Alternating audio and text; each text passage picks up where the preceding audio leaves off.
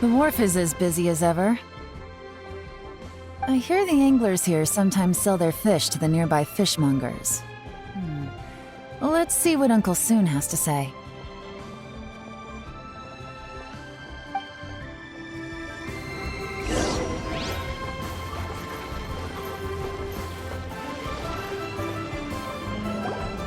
Welcome.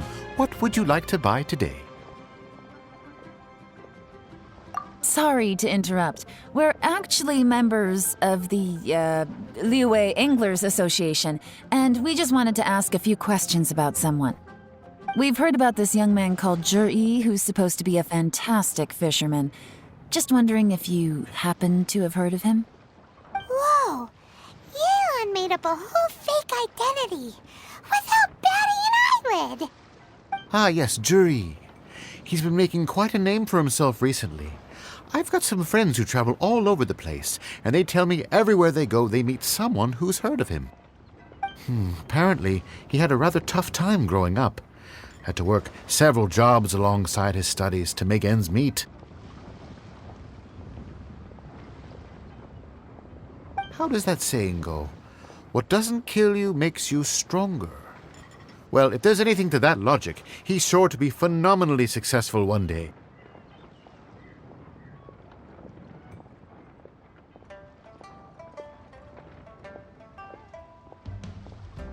Yeah, we think so too! But I'm afraid your Anglers Association might be in for a disappointment. Oh? Why's that? He's good at a lot of things, but fishing isn't one of them. He fishes at the wharf and sells what he catches to me on occasion. His catches are always mediocre. Not terrible, but equally nothing to write home about. If you're looking to recruit some new members, though, I do know a few top anglers I could put you in touch with. That sounds fantastic. I've got a couple of other things to attend to right now, though, so why don't I come back some other time and we can chat over a drink? Sure thing. See you. Everywhere they go, they meet someone who's heard of him. Come on, let's keep asking around.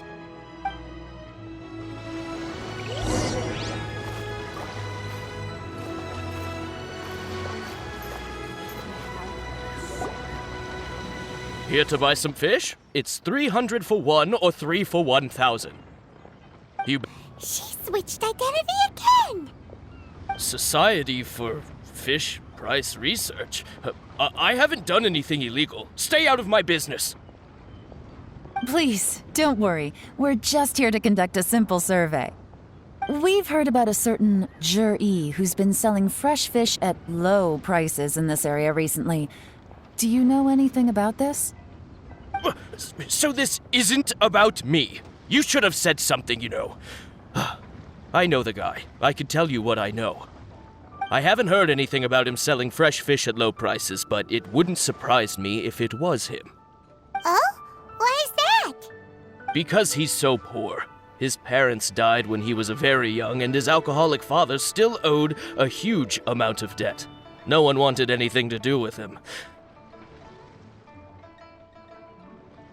He was still a kid when he first came to the wharf. His clothes were ragged and he had a bandage wrapped around his head. And he managed to survive, thanks to Uncle Tien, who gave him some food. But still to this day, he doesn't have a lot of mora to his name. I mean, he can afford to eat and everything, but you'll often see him haggling with others over just a few mora. So, I wouldn't be surprised to find out he's been selling a few fish. It's not like he catches much anyway, so it's not going to affect my business. Don't tell him I said that. You'd rather he didn't know? Well, I spoke to him once, briefly, and I just had a feeling that he really cares what other people think of him. I think he has pretty low self-esteem, but hey, it's hardly my place to say anything. What he's achieved already puts most people to shame. And nobody's perfect. I just wouldn't want to upset him. That's all. I see. Well, thank you for sharing that with us. Not a problem. And just for the record, there's absolutely nothing wrong with the price of my fish. The more times you say it, the less convincing it becomes. Doesn't have a lot of mora to his name. Okay, let's keep going.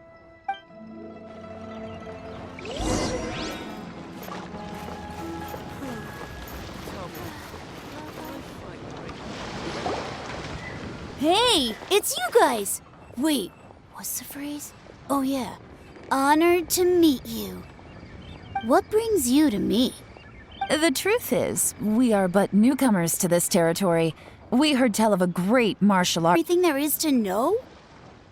But of course, we also heard that Master Dooku is a kind and virtuous swordsman who never turns away anyone who comes with questions. Great! So what do you wish to know? Nothing happens on this street that I don't know about.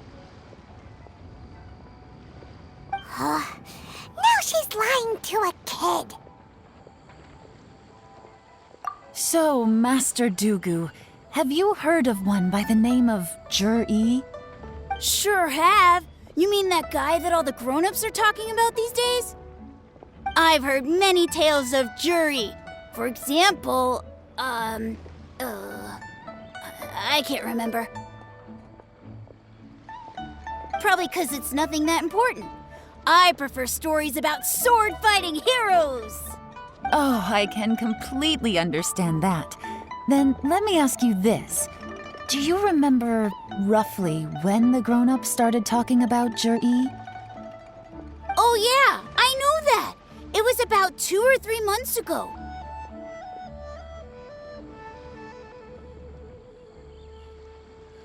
Before that, people always used to talk about Juri in a kind of nasty tone of voice. But 2 or 3 months ago, suddenly everyone started to like him. Sometimes he gives me candies, so I'm glad that people are starting to like him now.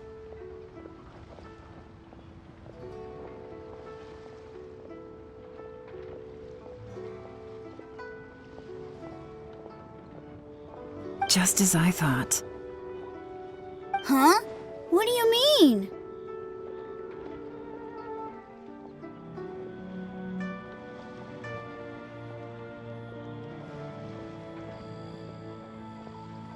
I mean, just as I thought, Master Dooku is indeed as kind and virtuous as the legends claim. I'm not that great. Oh yeah, one other thing. These days, there's a lot of people I've never seen before talking about Juri stories in the street. They seem like nice people. Oh, definitely. Great! So next time I see them, I'll say hi. And I guess I can share some of my candies with them too.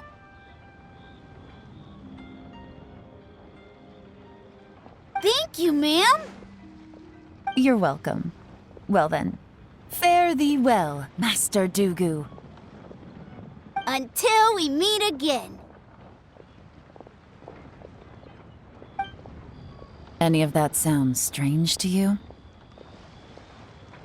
Strange? What was strange about it? Ji seems to have a great reputation. Uncle Soon and Uncle Gas spoke highly of him, and Dooku Shuo seems to like him too. True. But the issue is, where did his sudden celebrity come from? It almost seems too good to be true. Sudden? Too good to be true? What do you mean?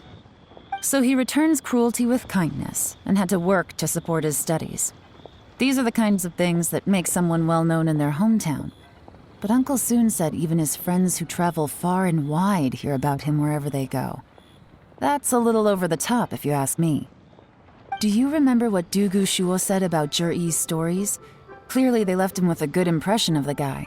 But beyond that, he wasn't interested in the details. That's the reaction I would expect from any normal person. Plus, there's the fact that all this praise of Jur-E has only been happening within the last 2 or 3 months. His childhood, his studies, the thing with his neighbor. None of these are recent events. So why are these stories only going around now? When you put it like that, it is kinda strange.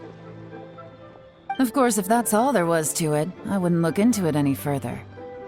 Jur-E was born into a poor family, Paying people to get his stories out there is within the rules of the game as far as I'm concerned.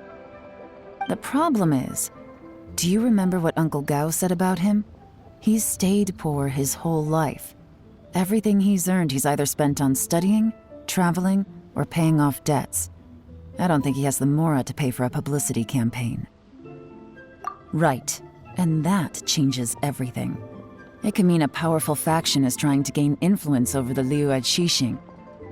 That's the worst-case scenario. But all too often, the most pessimistic speculation turns out to be closest to the truth. Someone's trying to gain influence over the Qixing? That sounds serious. What should we do? Even if we asked Jiri about it, surely there's no way he'd admit it. First, we need to find out who's supporting him. Don't worry, I've got a plan. Remember the current affairs and plan secretly helping Jiri must be seeking to benefit from his actions after his appointment. So, we should be able to find some hints in Jiri's manifesto on who we're dealing with. Come on, let's get back to Yenshang Tea House.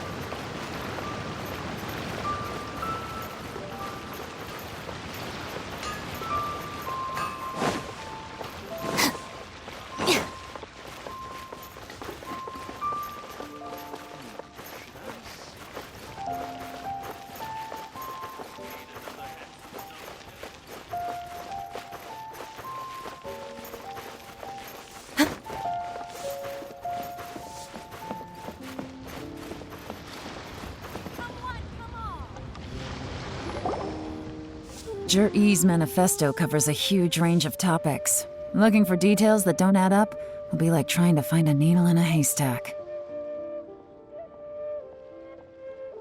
I'll divide the reports into 2 piles. You take one, I'll take the other.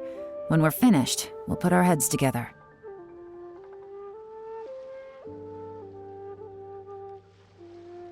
Officially, the assessment is already over, and I'll be expected to announce the results before long. So we have to get to the bottom of this as quickly as we can. Yikes! We better hurry! Whatever else Uncle Tian might think of Jiri, the fact remains that he's one of his favorite students. Any evidence he's left is not going to be immediately obvious. We'll have to look carefully and think critically.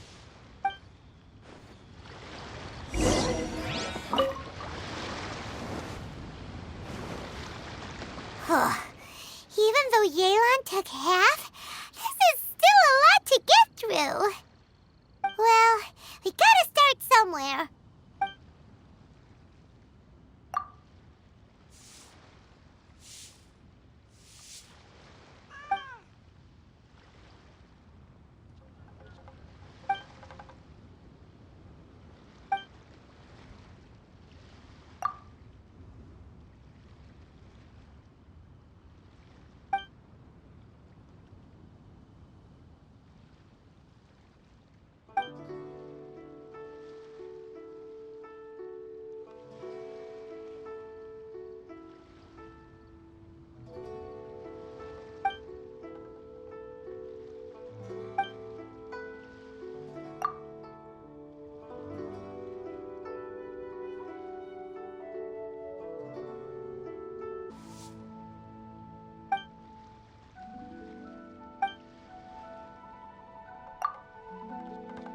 All this reading is giving Paimon a headache.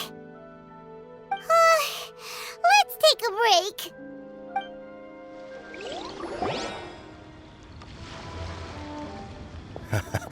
break. Looks like I'm the first one back, as usual. Oh, hey! It's one of Yelan's little helpers, Shanghua! If you're back, that means you finished investigating Tianwei, right? You betcha. I visited all the commerce guilds and gathered a wealth of information. Every time they asked me to leave, but I always had another trick up my sleeve. Don't drag this out. Just tell us your findings. Yes, Lady Yelan. To summarize my findings, most people who've had interactions with Qianwei will start out complaining about how proud and arrogant he is, but then go on to give a generally positive appraisal of him. The young master of the Feiyun Commerce Guild said that Qianwei appears arrogant, but he's very scrupulous in the way he works. Once he signs a contract with somebody, he treats them fairly regardless of their background. Who'd have thought? Is it possible that his reputation is fake? Is there any way you can check the accounts of the businesses under his name? In theory, that should be very difficult, but here's the thing. I asked around and found out that almost all of Qianwei's accounts are open to the public. Where he buys from and sells to should be confidential business information, but he doesn't seem interested in protecting it at all. Qianwei often sees business opportunities that others don't, but once he's made enough mora off of it, it's like he gets sick of it and releases all of his trade secrets. It's like he wants people to know that they still can't beat him, even if he shares all of his secrets. The fact that someone like that can still make mora is pretty infuriating when you think about it. What a strange guy. It's like he's not doing business to make mora, but instead... To validate his theories. No wonder his manifesto contains so many insights. It's all the result of his first-hand experimentation. I'm back! Huh? How come you're here? Why do you think?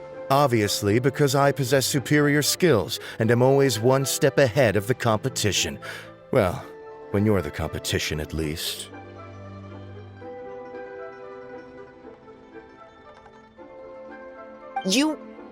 Whatever. I'm not getting into an argument with you. If I hadn't had something else to take care of on the way, Well, we're all ears.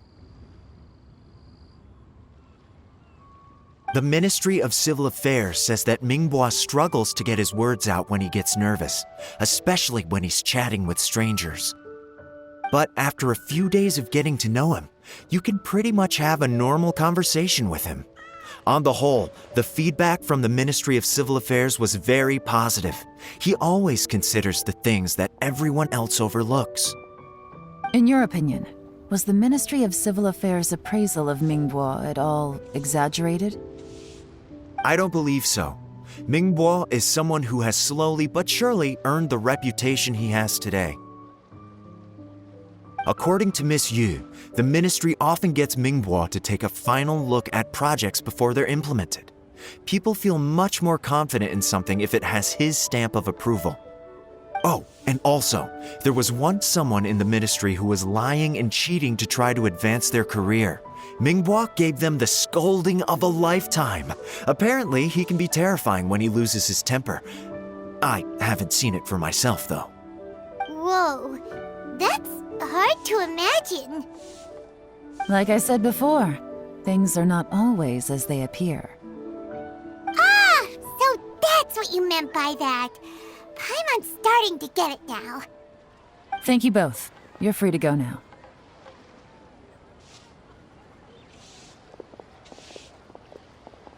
So, have you finished reading the manifesto?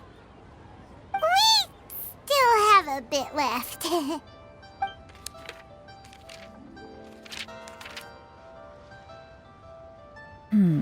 I can't see any immediate problems looking at the individual entries. The only one that strikes me as a little unusual is the Cheungshu Pool redevelopment plan. Cheungshu Pool has always been home to many secrets. Plus, Ajdaha once wrought havoc there, so there are even more secrets buried deep underground. At some point, a rumor began to go around that there is great treasure buried beneath Cheungshu Pool. A long time ago, with the approval of the Qixing, a mining team conducted an exploratory excavation there. So, did they find any treasure? None. The ruin was completely impenetrable. The only way they could have gotten through the solid rock would have been by blowing it open with a special kind of explosive. The technology wasn't mature enough at that time, so the excavation project was shut down and the treasure became a mere... This one fact alone doesn't tell us much. Everyone wants to get their hands on this treasure. The treasure hoarders, the Fatui, even local Liyue factions. Did you find anything? Excavation? Project? Treasure? Did we read anything similar in our half of the manifesto? Oh yeah! Juri said the Blackcliff Forge workers should get right of first refusal if any suitable projects come up. Did he now? Well, that makes everything much clearer. So Jur-E wants the Blackcliff Forge to excavate the treasure of Chiungshu Pool. Does that mean the Blackcliff Forge is Juri's secret supporter? No, not likely. I've looked into the Blackcliff Forge before. They aren't involved with any powerful factions at present.